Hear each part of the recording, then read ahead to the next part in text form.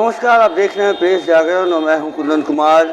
आज विश्व किडनी दिवस है और आपको बता दें कि जो हमारे देश में है किडनी की जो समस्याएं हैं वो बहुत ही बढ़ती जा रही हैं और एक बहुत ही गंभीर और घातक बीमारी है जिससे लोगों की जान भी जा सकती है।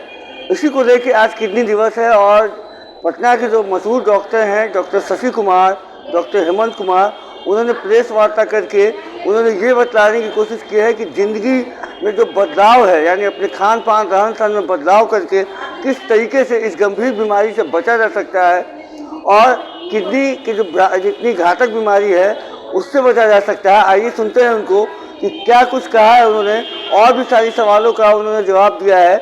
आइए सुनते हैं उनको पहले। आजकल के जो दिनचर्या है उसके अनुसार देखा जा रहा है कि हर बीमारी बढ़ती जा रही है। बात करें किडनी की तो उससे भी सबसे ज़्यादा पेशेंट अग्रसित हो रहा है। कैसे ये चीज़ को ठीक किया जाए?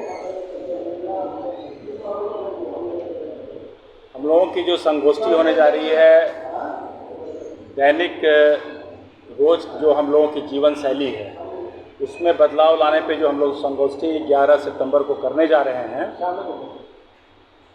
उसमें हम लोगों का मुख्य उद्देश्य है जो हम लोगों को समाज को सेवा ये जो संदेश देना है वो यह है कि जीवन शैली को में बदलाव लाने के लिए सबसे पहले हम लोगों को संतुलित भोजन पे ध्यान देना होगा।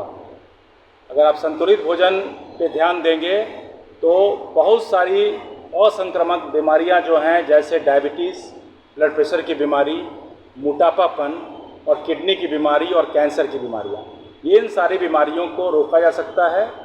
जीवन शैली अच्छा रहने पे संक्रामक बीमारी को भी रोका जा सकता है। तो संक्रामक बीमारी चूँकि शॉर्ट लिव्ड होते हैं, कुछ समय के लिए होता है, इलाज से वो ठीक हो जाता है, वो परिवर्तनीय बीमारी है, उसमें जीवन शैली का महत्व है। लेकिन जीवन शैली के बदलाव में सबसे ज़्यादा महत्व है असंक्रामक बीमारी की, क्योंकि ये बीमारी इरिवर्सिबल अपरिवर्तनीय होते हैं और प्रोग्रेसिव होते हैं। ये धीरे धीरे ये बीमारी बढ़ता जाएगा और शरीर को खराब करता चला जाएगा। तो जीवन शैली की आप बात कर रहे हैं तो किस तरह की जीवन शैली अपनाएं, किस तरह के संतुलित आहार अपनाएं? संतुलित आहार में जो प्रोटीन की मात्रा भोजन में होती है, कार्बोहाइड्रेट की मात्रा होती है, जो उसमें वसा होते हैं, ये सारे फैट, ये तीनों की मात्रा एक संतुलित अमाउंट में ही मात्रा में ही इन तीनों को लेना आवश्यक है। नमक के मात्रा पे बहुत ज़्यादा ध्यान देना है। नमक जो है भोजन में ज़्यादा नहीं होना चाहिए। जंक फूड जो हम लोग बहुत ज़्यादा व्यवहार कर रहे हैं इन दिनों, उसका हम लोग सेवन कर रहे हैं, जंक फूड से भी हम लोगों को दूर रहना है। तो और समय पे भोजन करना, खास करके सुबह का जो नाश्ता होता है, अल्पाहार जो सुबह में हम लोग करते हैं, उसका समय बिल्कुल जो है सही समय पे होना चाहिए। दिन का भोजन समय पे होना चाहिए। और रात्रि भोजन आप देखेंगे वेस्टर्न वर्ल्ड में, पास जो वेस्ट कंट्री जितने भी हम लोगों के हैं, पश्चिम देशों में आप देखेंगे कि वहाँ पे डिनर, रात का भोजन लोग 7 बजे तक ख़त्म कर देते हैं। शक्ति को का जो एक प्रभाव होता है, जो एंजाइम्स निकलते हैं शरीर में, वो टाइमर लगा हुआ है। ईश्वर ने एक ऐसी शक्ति दी है पूरे हम लोग के हाथ में, उस पर टाइमर लगा हुआ है, ग्रंथि में टाइमर लगा हुआ है।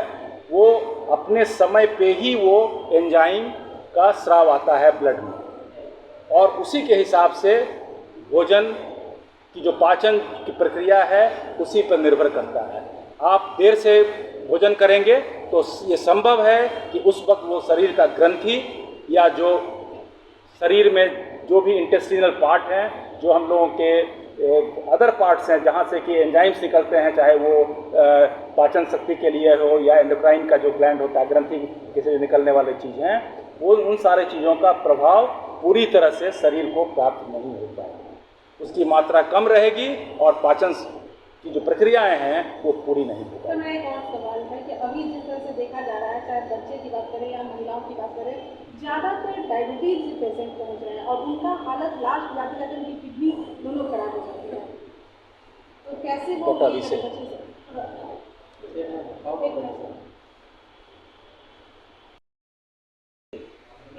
डायबिटीज़ की मात्रा, शुगर की मात्रा हम लोग कंट्रोल कर सकते हैं और लगभग 3 से 4% लोग दोबारा डायबिटीज़ से वापस आ जाते हैं नॉर्मल साधारण अच्छे जीवन शैली की वजह से। जिसको हम लोग रिमीशन ऑफ डायबिटीज़ कहते हैं। कहने का मतलब कि डायबिटीज़ को हमने वापस कर दिया, वापस हम सही हेल्थ में आ गए, सही स्वास्थ्य में आ गए। लेकिन अगर फिर से जीवन शैली हमारी बिगड़ गई तो दोबारा उनमें डायबिटीज़ होने की संभावना बढ़ जाती है।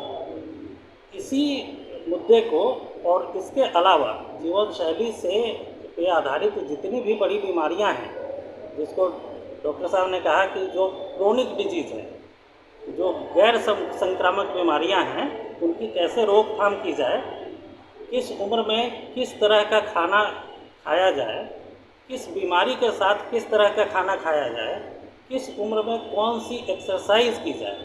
अगर आपके पास कोई बीमारी है पहले से, कोई गैर संक्रामक और लंबी बीमारी से जूझ रहे हैं, तो उस समय हम कौन सा एक्सरसाइज करें, इसी पे हमने कल की संगोष्ठी का आयोजन किया है, जिसमें हमारे देश के कर्नाटक राज्य के डॉक्टर गुरुराज बी सत्तूर, जो कि अंतर्राष्ट्रीय स्तर के शोधकर्ता हैं इस विषय पे और खुद ही डायबिटीज़ के बहुत बड़े स्पेशलिस्ट हैं, उनको हमने बुलाया है और उन्हीं के माध्यम से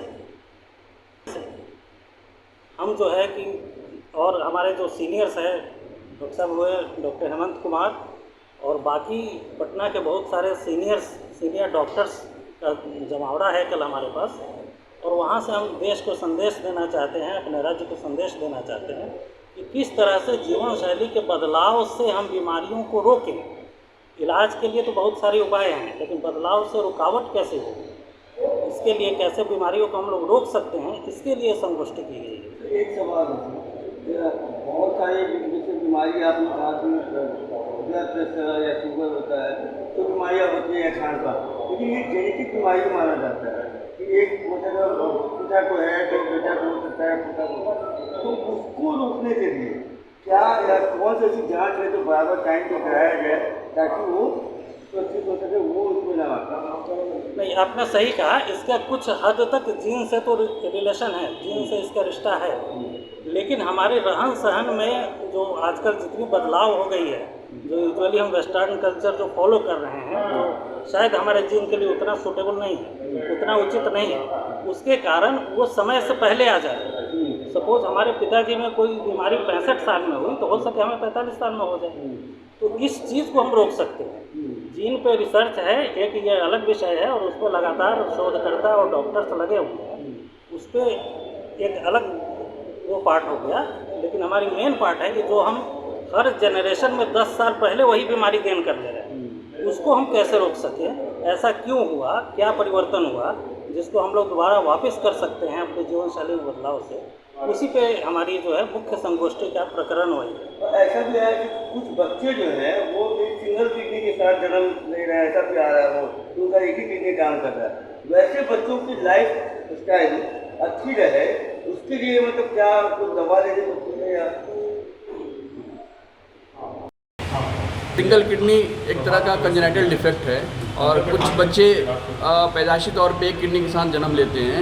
अगर वो एक किडनी को भी हम बचा के रखें तो उनकी जीवन में कोई दिक्कत नहीं होगा, बट उसको हम लोग को बचाना है, उसको प्रिवेंट करना है, क्योंकि जहाँ शरीर में कुछ भी प्रॉब्लम हो, जहाँ 2 किडनी संभालती वहाँ एक किडनी पे लोड पड़ने से उसकी ख़राब होने की संभावना ज़्यादा रहेगी। तो ऐसे बच्चों को अपना खाना पीना का ध्यान रखना होगा, कोई भी ओवर द काउंटर मेडिकेशन ना लें जो किडनी को नुकसान पहुंचाए, और अपना नियमित तौर पे जांच कराते रहें। ऐसा देखा गया है कि जब आप एक किडनी के साथ पैदा लेते हैं तो आगे आने वाले लाइफ में आपको ब्लड प्रेशर होने का और पेशाब में प्रोटीन निकलने का संभावना ज़्यादा रहता है। तो ये इन दोनों चीज़ों को जांचते रहेंगे। और इसमें सर दर्द की दवा का कितना रोल होता है कि दर्द की दवा का आप खाते हैं तो किडनी? बहुत प्रैक्टिकल क्वेश्चन आपने पूछा और ये बहुत इंपॉर्टेंट बात है, और आपके चैनल के माध्यम से मैं अपने दर्शकों को ये बताना चाहूँगा कि ओवर द काउंटर मेडिकेशन जिसमें दर्द की दवाइयाँ भी एक मुख्य भूमिका निभाती हैं।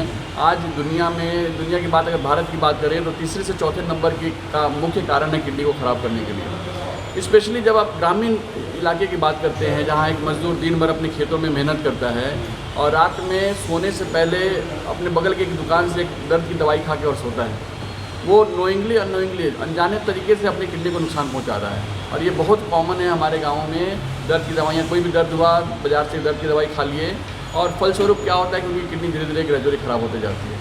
तो कोई भी ओवर द काउंटर मेडिकेशन, चाहे कोई एंटीबायोटिक हो या दर्द की दवाई हो, इवन विटामिन की दवाइयाँ भी आपको हार्म पहुँचा सकती हैं। तो बिना डॉक्टरी सलाह के मेरा ये संदेश है आपके माध्यम के थ्रू, आपके चैनल के माध्यम से, कि मरीज कोई भी आदमी बिना डॉक्टरी सलाह के दवाइयाँ ना खाएं।